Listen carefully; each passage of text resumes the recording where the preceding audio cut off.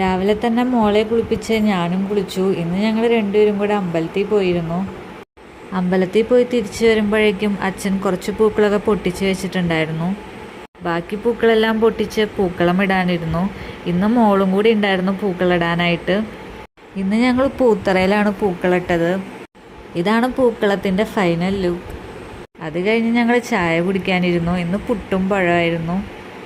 റൂമെല്ലാം clean ചെയ്യാനായിട്ടിരിക്കുമ്പോഴാണ് ഇവിടെ ഒരാൾ എല്ലാം പരത്തിയിട്ടുകൊണ്ടിരിക്കുന്നത്.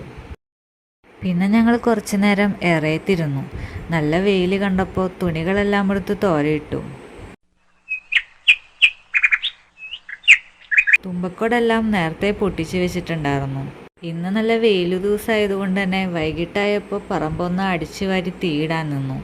അപ്പോൾ ഇന്നത്തെ വീഡിയോ അത്രയ്ക്കുള്ളൂ. വീഡിയോ ഇഷ്ടമായാൽ സബ്സ്ക്രൈബ് ചെയ്യാൻ മറക്കല്ലേ.